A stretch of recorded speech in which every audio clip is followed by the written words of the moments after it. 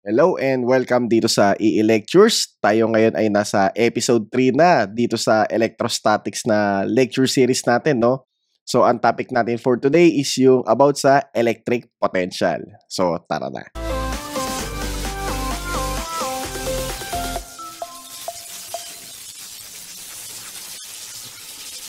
Okay, ang discussion natin ngayon is about sa electric potential. So, bago tayo magsimula doon sa electric potential na yun, ang pinakadawit talaga dyan is yung potential energy, di ba? Kumbaga parang short notation lang. Ngayon, magkakaroon tayo ng analogy between mechanical potential energy and electric potential energy. So, ang gagamitin ko muna is yung mechanical potential energy. So, let's say, di ba, meron tayong body na nasa ground. So, yung body na yan, di ba, once na ma-raise natin to a certain height, so alam natin, yan ay nagpo-possess ng mechanical potential energy. Or sabihin natin, di ba, yun yung required energy para i-move mo tong body na to from lower ground to upper ground. Or let's say, no, lower potential to higher potential.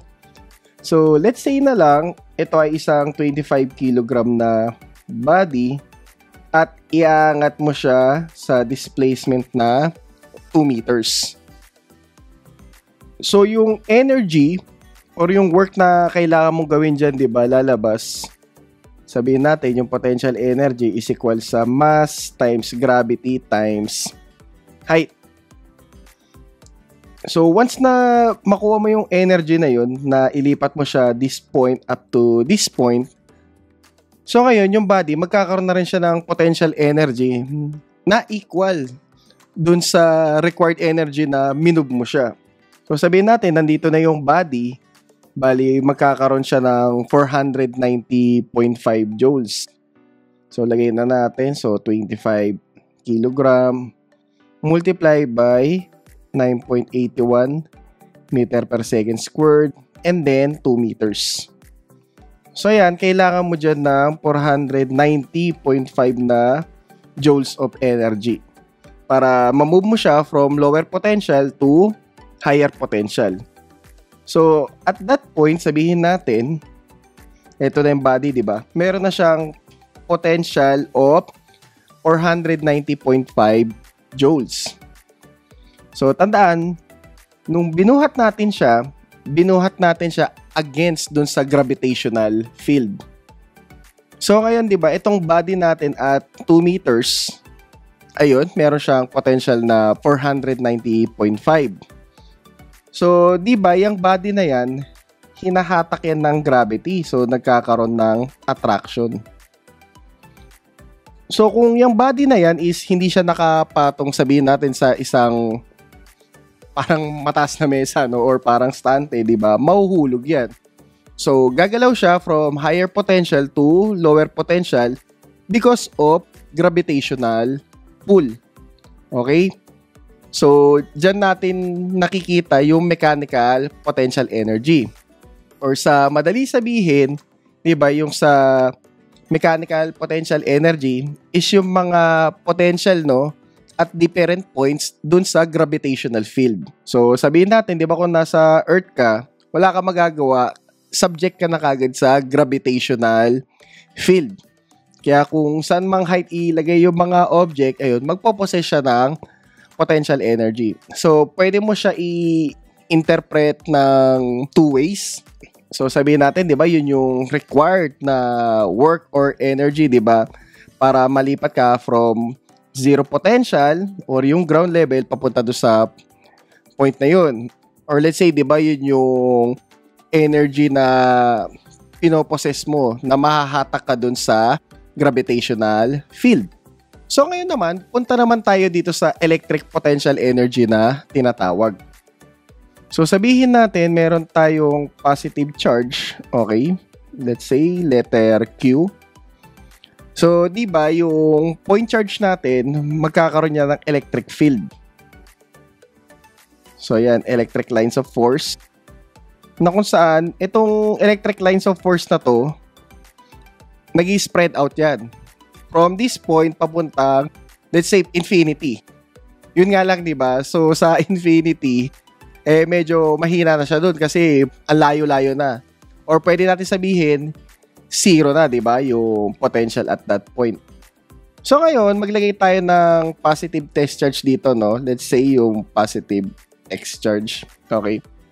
So, sabihin na lang natin nasa distance siya ng infinity.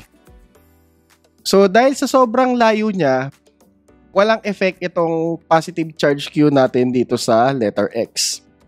Or sabihin natin, di ba, dito sa analogy natin, kung nakapatong na kagad sa ground yung body natin, di ba, wala nang potential yan, di ba? Hindi na makakagalaw yan.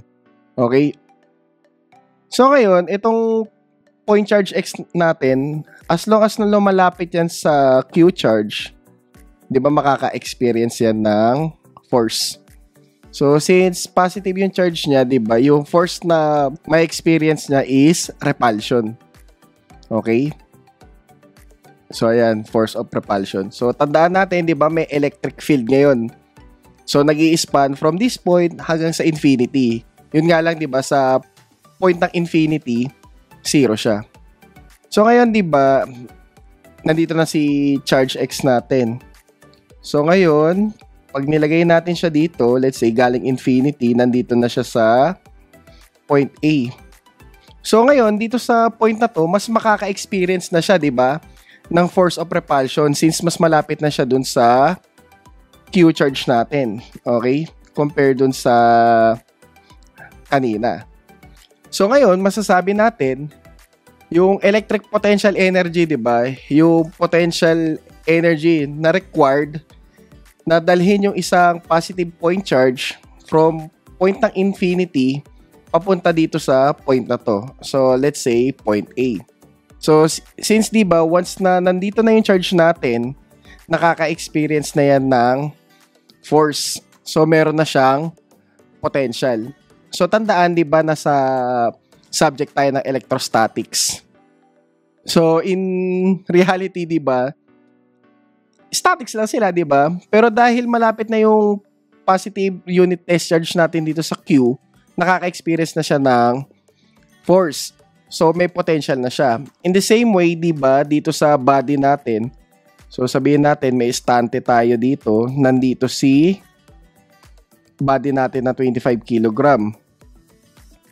So, di ba, kumbaga, yung other definition nga natin sa mechanical potential energy, di ba, is energy stored at height. So, kumbaga, yung body hindi rin gumagalaw. So, ayan yung energy na masasabi natin, di ba, with respect dun sa pull ng gravitational field.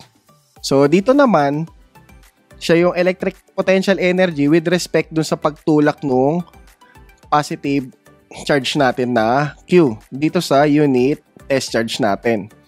Pero yun, syempre, di ba, kung mag-iba yung mga charge na example, pwede mangyari, imbis na tulak, baka hatak din, katulad nito sa gravitational field. So, yun, di ba? So, kung dun sa mechanical potential energy, di ba, yun yung kailangan mong energy para igalaw yung isang body, let's say, from the ground, or from one point to another. So, si electric potential energy, yun din siya.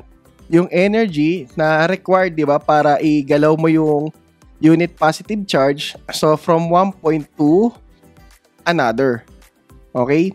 So yun, pagdating nga lang sa gravitational field, di ba, ang zero reference is yung sea level. So pagdating naman sa electric potential energy, yung zero potential natin is yung infinity. Pero pagdating sa actual, di ba, yung 0 point potential natin na ginagawa nating reference is yung ground. So yan, di ba, yung force acting on a charge sa infinity ay zero dahil masyado siyang malayo. So yun, yung infinity na chose as theoretical place para sa zero electric potential. Or katulad nga na sabi ko kanina, di ba, sa actual, yung ground yung ginagawa nating as zero electric potential reference. So therefore, yung potential, tanda na, potential. So potential at any point in an electric field may be defined as the numerically equal work done by bringing positive charge of one coulomb from infinity to that point against the electric field. So kung kanina, di ba, doon sa mechanical potential energy natin, yun yung work done. So bringing yung body from doon sa zero potential niya, or let's say doon sa ground level, against doon sa gravitational field. Ito naman in terms of electric field. So yun yung work done na kailangan mong gawin para isang positive charge of 1 coulomb, dalhin mo siya galing infinity papunta dun sa point na yun against dun sa electric field. So yun yung unit ng potential na yun will be dependo sa unit ng charge at dun sa work done. Pero obviously, ayun nga, diba, yung potential is work done per unit charge. Or basically, diba, yun yung definition ng voltage, okay? So ngayon, ang pinagkaiba ng potential difference dun sa potential, okay? So yung potential difference of 1 volt exists between 2 points, okay? If 1 joule of work is shifting a charge from 1 coulomb from 1 point to the other. So tignan nyo hinighlight ko siya. Pag sinabing potential, okay, yung paggalaw ng charge mula sa infinity papunta dun sa kung ano man yung reference point mo. Yun yung potential, or let's say yung voltage. Pero kapag sinabi mong potential difference sa context ng electrostatics, ay yun yung paggalaw nung isang charge mo, di ba, from one point to another. So sabihin natin example. Okay, so meron tayong positive charge Q dito. So sila ulit, sabihin natin, ito si positive charge X na nasa infinity. Okay? So kapag sinabi mong potential, yung work na kailangan mong gawin para dito sa positive charge na to, di ba? Mula dito sa infinity up to this point. So let's say point A. Yun si potential, okay? Pero kapag sinabi mong potential difference, sabihin natin ito, si point B. Okay? Pag sinabi mong potential difference, di ba, of 1 volt exists between 2 points. So ibig sabihin, yung work na gagawin mo para galawin yung 1 coulomb, let's say from point A to point B. Okay? So, nakukuha yun Pag sinabi mong potential, ang reference niya is mula infinity papunta dito sa point na to. Pero kapag sinabi mong potential difference, defined na yung space na gagalawan nila. So, from point A to point B. Hindi na siya galing sa infinity. So, ganun ginagamit yung term na potential at potential difference dito sa mundo ng electrostatics. So, ayan, no? So, 1 volt is equal sa 1 joule over 1 coulomb or 1 newton meter per 1 coulomb. Okay, ngayon, i-discuss naman natin, no, yung potential at a point. So, sabihin natin, meron tayong dalawang point ngayon dito, no? So, ito, let's say si A, si B. So, ngayon, gagamitin ko dito si electric field intensity. Kasi, di ba, si electric field intensity, siya yung force na nararamdaman ng isang positive unit test charge. Or let's say, siya yung Newton per coulomb, yung force na na-experience ng isang positive test charge. Okay, so E is equal sa Q, okay, all over 4 pi E sub O, E sub R, D squared. Okay? So, sabihin na lang natin, di ba, may work kang gagawin. Let's say, from point A to point B, imumove mo siya ng distance. So, tandaan, ito ay Newton per coulomb. So, ngayon, kung imumultiply natin itong kakapiranggot na distance dito, di ba, magiging ano siya, work done per unit charge. So, lagay muna natin, no? Okay, so Newton coulomb yung unit nito, di ba? So, E sub O, E sub R. Sabihin na lang natin, ito ay X squared. Okay, yung distance sa positive test charge. Okay. And then, gagalawin natin from point A to point B.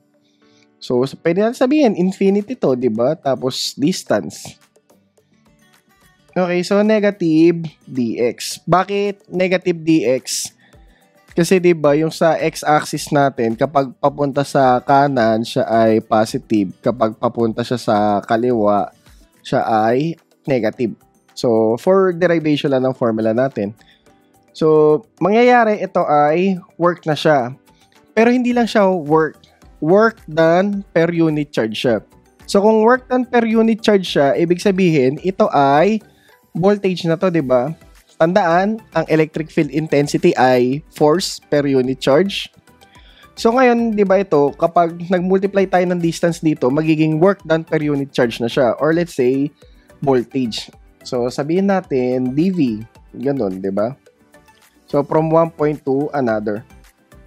So, alam natin, di ba, kapag galing infinity ito, yung potential dun is 0. So, kung integrate natin yan, 0 yan, tapos yung voltage, kung saan point man siya tumigil. And then, itong formula natin ngayon, ganito mangyayari dyan. So, negative Q all over 4 pi E sub O E sub R x squared dx. So, ngayon, i-integrate natin yan. So, galing dun sa point ng infinity, papunta dun sa certain distance. Let's say, letter D. So, ngayon, di ba, once na-integrate natin yan, yung nasa left side is V na siya. Pagdating naman dun sa kabila, ilabas natin si negative Q. So, si 4 pi E sub O E sub R. Okay? And then, yung integrate natin from infinity, papuntang distance is si dx all over x squared. Okay? So, itong part na to, once na ma-integrate mo yan, ito na yung magiging sagot natin. So, negative Q all over 4 pi E sub O E sub R. Okay? So, ito na siya, no? Negative 1 over x. Na meron tayong limits na infinity, tapos papunta din sa certain distance. So ngayon, di ba, kapag in-apply na natin yung limits natin, so yung magiging formula natin is negative Q E sub O E sub R. So multiply by negative 1 over D minus, okay, so negative 1 over infinity. Pero di ba, yung infinity, pag nag-divide ka ng any number, divide mo sa infinity, 0 na yun. Okay? So, 0 na to. So, distance to, okay? So, multiply natin to sa negative, magpa-positive na yan. So, yung voltage natin ngayon is Q all over 4 pi E sub O E sub R D. Okay? So, yan si potential at a point, di ba? So, ayan yung formula natin. So, magkakamukha sila, di ba? Nila Coulomb's law, electric field intensity. So, ngayon, ayan si potential.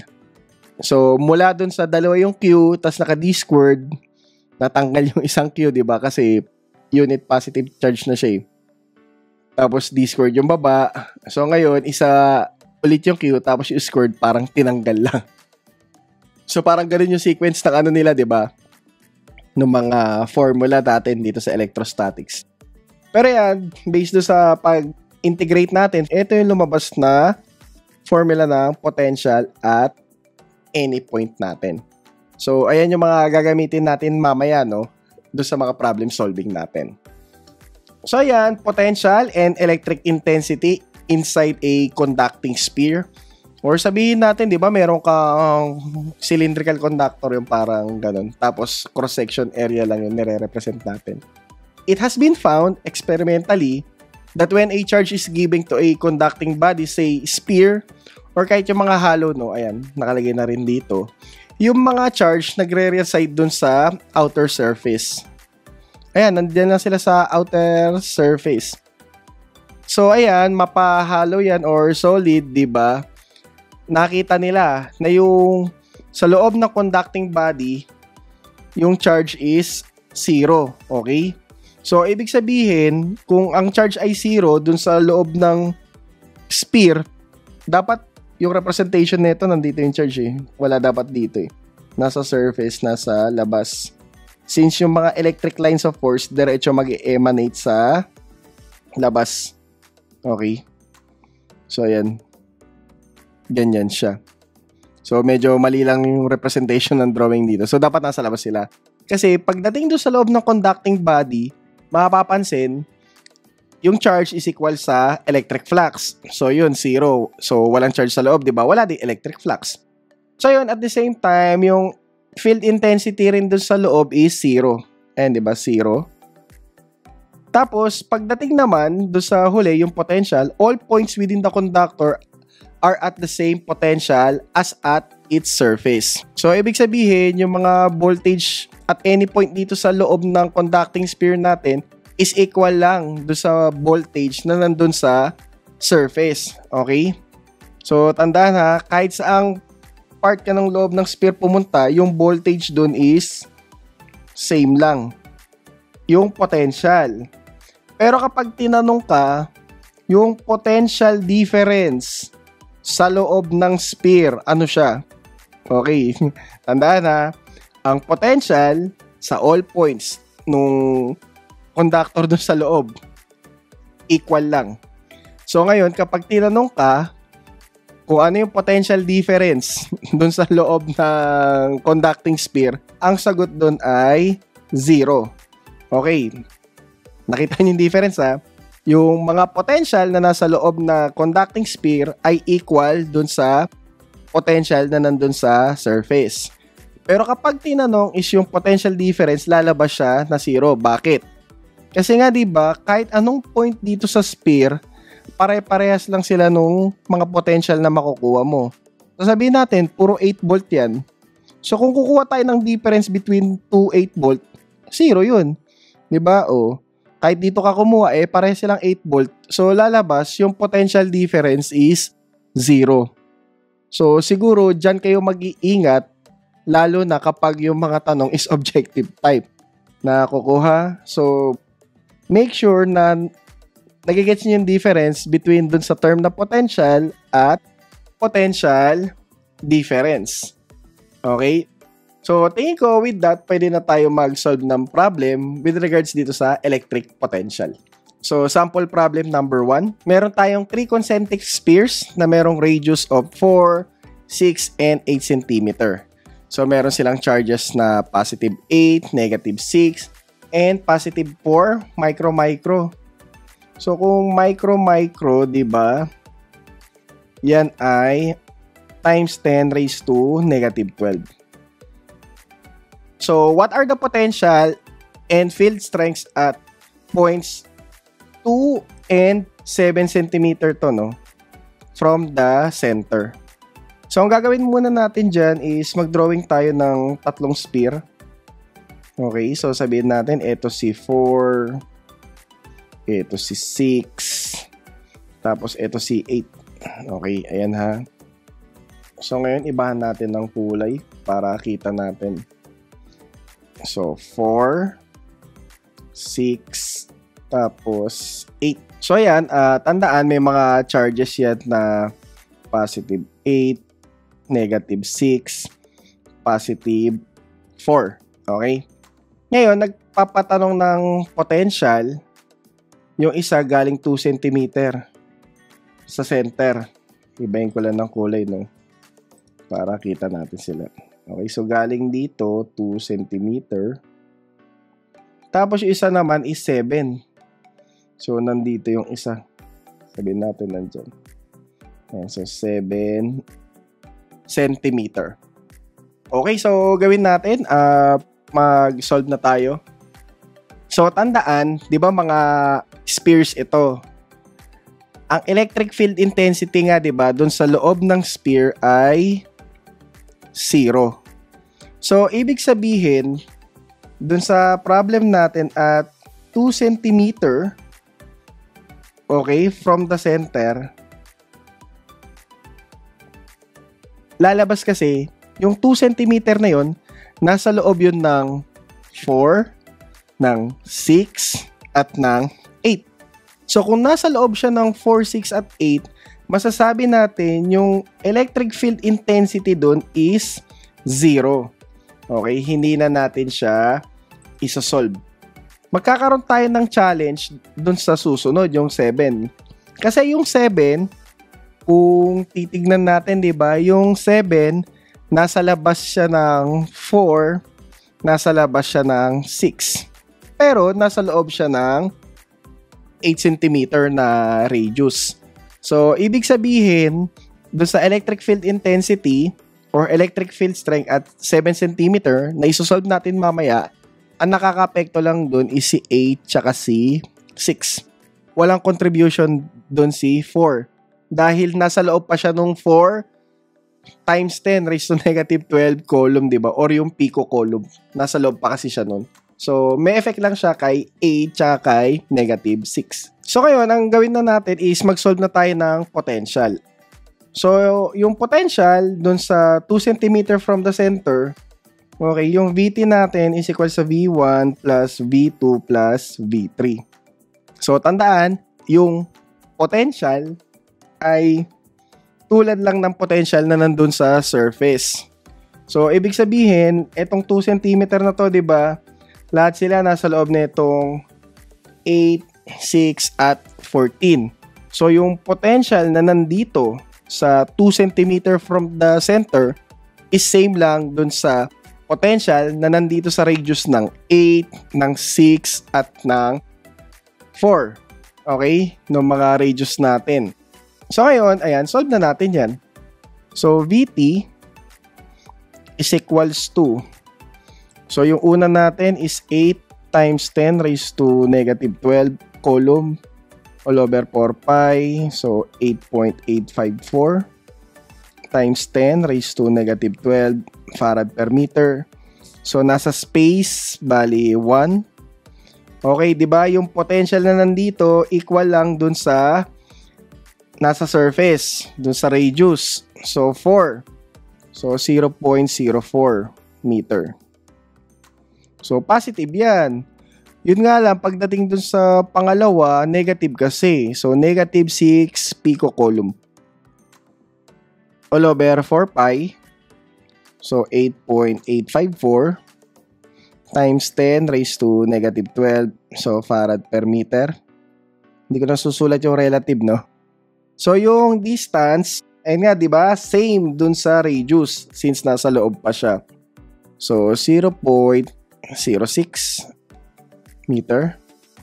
And then, last, plus.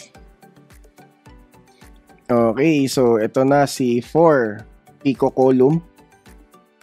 Okay, all over 4 pi. So, 8.854 times 10 raised to negative 12 farad per meter.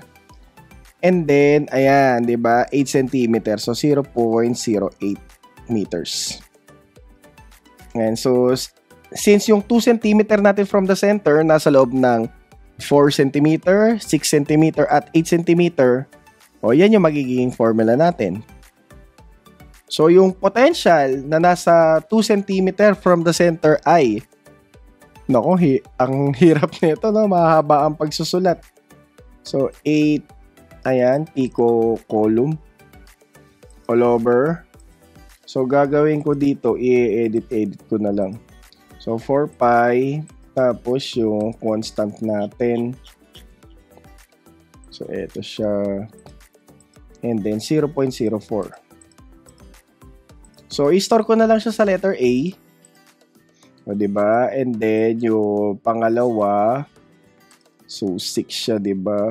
Tapos, negative 6. So, negative 6. Store ko sa B. Okay. And then, last, yung nasa labas, si 4 picocoulomb. Pero, positive. Okay, 4. Store natin sa C. So, ayan, nakastore na sa A, sa B, at sa C. Ito, store natin sa B.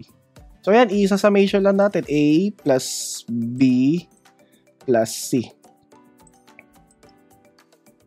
So, is equals to 1.348 volts. So, ayan yung sagot. Kung hinahanap natin yung potential dun sa 2 cm from the center. So, in terms do sa field strength, 0 siya. Since nasa loob siya nung 3. So, ngayon, ang susunod naman natin is yung 7 cm. Sabihin natin at 7 cm from the center. So, ang gawin natin ngayon dito, unahin ko muna yung potential since yung naka-store na sa Calcio ko yung potential, di ba? Para mas madali. So ngayon lalabas yung galing dun sa 4 na radius, lumabas na tayo. Okay? Tapos yung galing sa 6, lumabas na rin tayo. So ang i-incorporate na distance na natin dyan is 7 cm. Pero pagdating dun sa 8 cm, since nasa loob pa siya na itong 8 cm, ang gagamitin pa rin natin dito is yung radius na 8 cm. Kasi nga 'di ba, yung potential sa loob is parehas lang nung nasa surface. Eh nandito ko pa rin doon kay 4 coulomb eh. So hindi pa rin natin siya babaguhin. Ang mababago sa atin is yung kay charge na 8 picocoulomb at negative 6 picocoulomb. Okay, so solve na natin yan. So VT, okay, is equals to, palitan ko lang siya ng kulay, no? So ayan, di ba, 8 times 10 raised to negative 12 coulomb. So 4 pi E sub O. So ito ay magiging 0.07 na meters. So sinorkat ko na lang yung yung permittivity para magkasya pa yung solution natin. So ayan, negative 6 times 10 raised to negative 12. Ayan, diba? So 4 pi E sub O. And then 0.07 ulit since nasa labas na sila. And then last, si 4 picocoulomb. Okay. All over. So ayan, so 4 pi E sub O. So 0.08 pa din siya. Since yung 7 cm is wala pa dun sa labas ng surface ni 4 picocoulomb. So yan, yung magiging potential natin at 7 cm from the center ay, okay, so yung gawin muna natin dito is i-edit muna natin, no, yung nauna. So tanggalin natin ito, tapos 7. Okay, star sa A. Tapos yung susunod, yung kay 6. Yan, kay negative 6. 7 na din dapat siya. Store natin sa B. Okay. So, check natin ngayon, no? Okay, yung 6. Tapos, itong 8. And then, si ano na lang. Okay na pala si si letter C. Kasi hindi na natin siya gagalawin, di ba? So, yun ulit. A plus B plus C. So, is equals to, ayan. So, 0.706 volts. So, ayan na yung potential mo kapag nandun ka na sa 7 cm from the center. So, nagbago na, di ba? Nag-decrease na yung dito sa naunang dalawa since lumabas ka na dun sa surface nila. Pero, nasa loob pa rin siya nung kay 4 picocoulomb. Ngayon, pagdating dun sa electric, okay, ito yung exciting. Okay, so yung gagawin lang natin dyan, so lalabas, pagdating kay 4, ayan, kay 4 picocoulomb, since nasa loob pa rin siya ni 4 picocoulomb, di ba, wala ka ng electric field intensity dun. Okay? So, wala na to. So, ang may contribution lang is si charge 8 at si negative 6. So, tandaan, kukopyahin lang natin halos to, no? I-squared lang natin. Since yung electric field intensity is Q all over 4 pi E sub O E sub R D squared. So, ayan, 8 times 10 raised to negative 12 coulomb all over 4 pi E sub O 0.07 meter squared. Okay? Plus negative 6 times 10 raised to negative 12 coulomb. Okay? So, 4 pi E sub O, tapos 0.07 meter squared. So yan, kuha mo na yung electric field intensity mo. So ngayon, ang gagawin natin, i-edit lang natin yung A tsaka B kanina. So ito, letter A, gagawin lang natin squared. So ayan na yung field intensity natin. Okay, pagdating naman kay B. Okay, ito siya. Gagawin lang natin, squared lang. Shape solve. O yan, di ba? O tapos agad yan. So, check na natin. So, mangyayari, A plus B lang, di ba?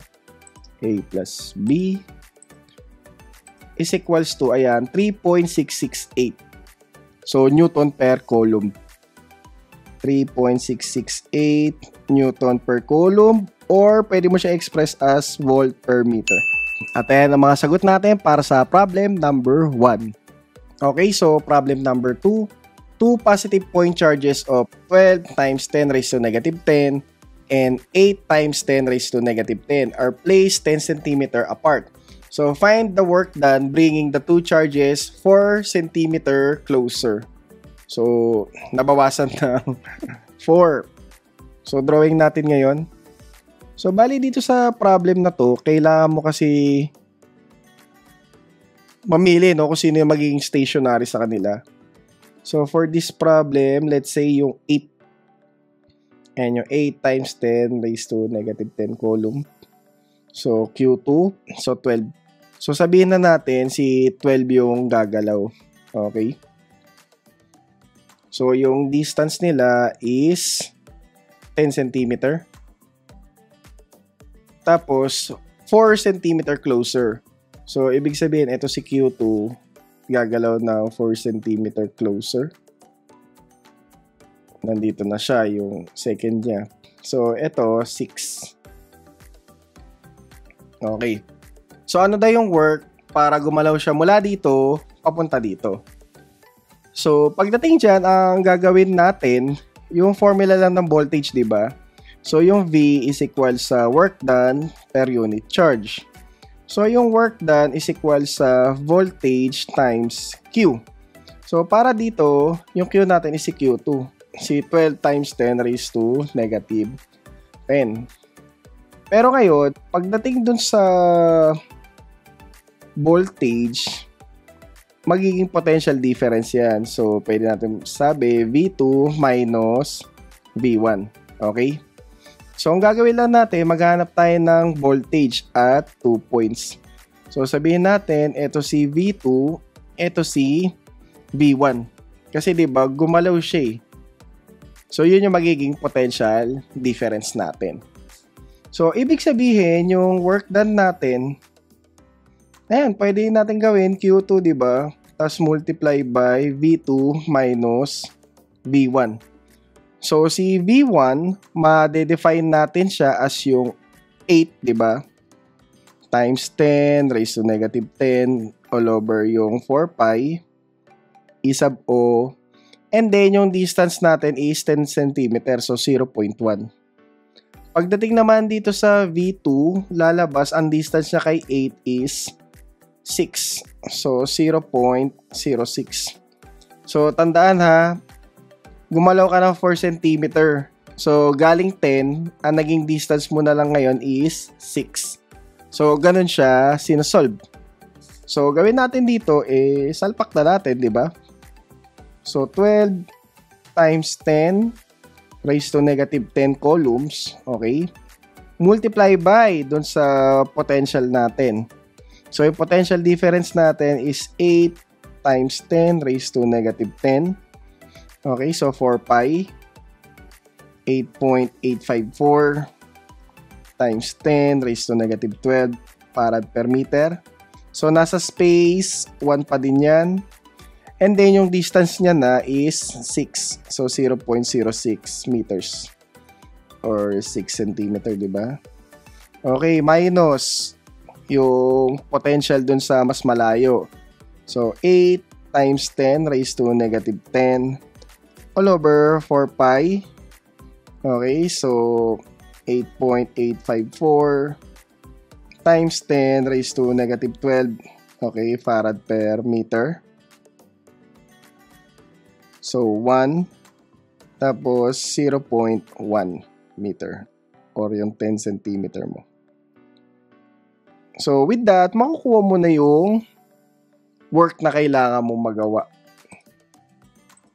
So, kunin na natin yung calculate. Okay, so 12 times 10 raised to 10 multiply by, so medyo jump back to, no? 8 times 10 raised to negative 10 coulombs all over 4 pi And then, yung constant natin. Tapos, diretso na natin doon sa 0.06.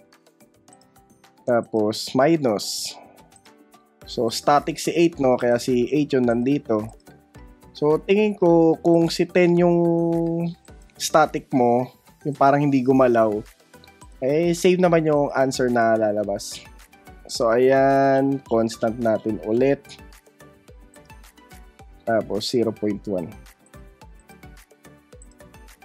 Ayan. So, ang sagot natin is equals to, ayan, so, sobrang liit, no? So, 57.52, okay? Nanojoules. Ang sobrang baba, okay? So, 57.52 nanojoules. So, yan yung required energy mo, di ba? Or required work mo para igalaw mo si 12 from 10, yung distance na kay 8, tapos magiging 6 cm na lang. Okay, 6 cm pala to. Ayan. So, ayan yung sagot natin sa sample problem number 2. And then last, ayan, an electric dipole consists of 2-point charges, ayan, 12 nanocoulomb, placed 10 cm apart. So, determine the potential at a point in the middle of the electric dipole. Okay. So, electric dipole, so, consists of 2 equal and opposite charges. So, ganun lalabas yan. So, meron kagad assumption. Okay? Pag sinabing electric dipole. So, dalawa sila. Kasi ka dipole, diba? Tapos, equal but opposite in sign. So, 12 nano. So, positive yung isa. Tapos, yung isa ay negative. Ayan sila. So, ngayon, naghahanap ka ng potential dito sa pinakagitna pa. Okay. So, 10 cm apart, diba? So, kung hanapin natin yung potential dyan, we can say VT is equal sa, okay, V1 plus V2. So, since nasa gitna, yung D1 is equals to D2. Diba? Yun ang makukonclude natin dyan. So, kung equal yan, lalabas, eh equal din yung charges nila. So, sabihin natin, o yan, positive Q1 all over 4 pi E sub O E sub R D plus, okay, negative Q2. So, 4 pi E sub O E sub R D. Since equal lahat, pero magka-opposite yung sign, hindi mangyayari, di ba? Ika-cancel out lang nila yung isa't isa. At magre-result yan, ang sagot ay 0. So, ibig sabihin, at the middle of the electric dipole, yung potential doon, 0 volts siya. Kasi nag-cancel out lang yung dalawa eh. Equal sa strength, opposite sign, tas equal pa ng distance. O kaya talagang mag-equal yung strength niya dahil equal distance. O, tas magka-opposite. 0 yan. So, hindi na natin kailangan i-solve yan kasi obvious na magiging 0 yung sagot dyan. At dyan nagtatapos yung discussion natin, no, sa electric potential. At yung susunod na discussion na natin dito is papasok na tayo sa capacitance. Kasi yung discussion ng electrostatics, ang papatunguhan talaga sa dulo niyan is yung discussion about sa capacitor. Bakit? Kasi yung mga charges ay natatrap lang dun sa plate ng capacitor. Kaya yung electrostatics, yung para magiging pinnacle ng discussion niya, is yung discussion na about sa capacitor. Kasi doon natin makikita yung application ng electrostatics sa isa sa mga circuit elements natin. So, see you sa susunod na magiging episode natin dito sa electrostatics.